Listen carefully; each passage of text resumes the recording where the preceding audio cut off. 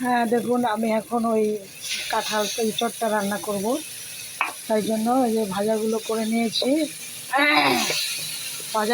নিয়েছি। এবারে সব মশলাটা পেস্ট করা আছে, জিরে, ধনে, আদা, রসুন, লঙ্কা, পেঁয়াজ সব কিছু আছে এর মধ্যে, দিয়ে আমি পেস্ট করে নিয়েছি। এবার এটাকে কিছুক্ষণ ভাজবো।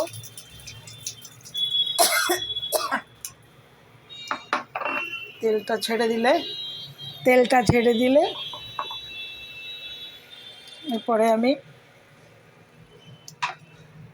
সিদ্ধ করা কাঁঠালটা রয়েছে আর আলুটা ছোট ছোট করে কেটেছি, ধনেপাতা, এগুলো পরে দিচ্ছি।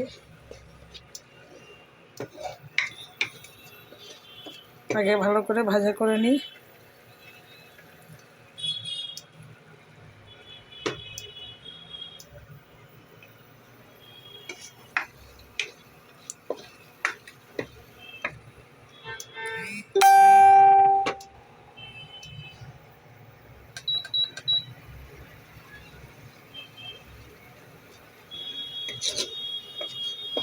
এটা ভালো করে ভাজা করে নিলাম, ভালো করে ভাজা করে নিচ্ছি।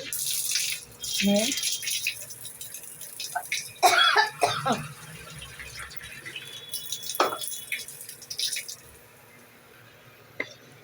নুন হলুদ এখনও দিইনি, লঙ্কাটা দেওয়া রয়েছে বলে কাশি আসছে।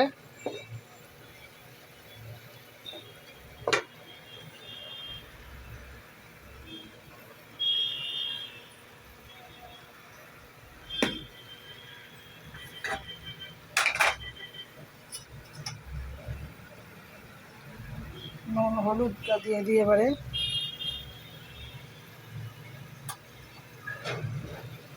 একটা গরম মশলা এর মধ্যে পেস্ট করা আছে, একবারেই দিয়ে দিয়েছি সব।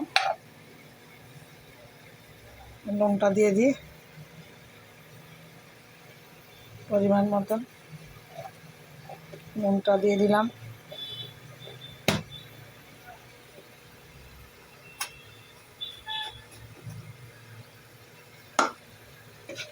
ভালো করে ভাজবো। একটু শুকনো লঙ্কার গুঁড়ো দেবো।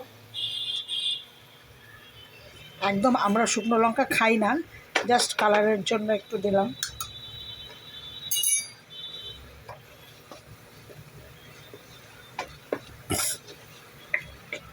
কেননা বাইরে আজকাল আমাদের যেতে হয়,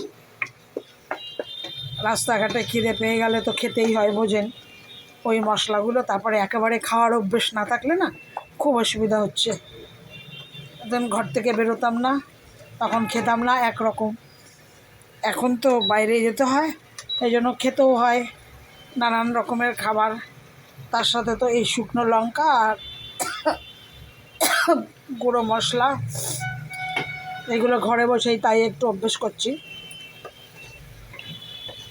এই অভ্যেসটা রাখছি, না করছি, অভ্যেসটা রাখছি। মেয়ের বাড়ির কাঁঠাল তো, মেয়ের বাড়ির চোর, কাঁঠালেরই চোর। তো যাই হোক, সেটাকে একটু ভালো করে রান্না করি। না, এই সিজনে এটা প্রথম আমি খাচ্ছি, মানে রান্না করাটা করছি, এবার আজকে নতুন প্রথম খাবো। তো এটা আর কানাকে দিয়ে খাওয়া গেল না, কেননা যেহেতু এটাই এঁচোড়, এটা তো কানাকে দেওয়া যাবে না।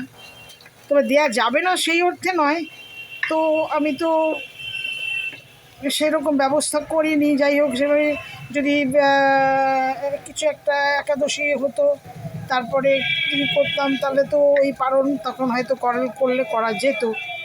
দেয়া যায় না, না দেয়া যায়, কিন্তু আমি তো দিলাম না।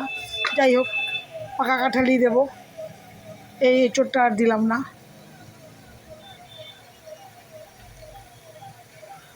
তাহলে পুরোটা রান্না হয়ে গেলে আবার আমি আপনাদের সামনে একবার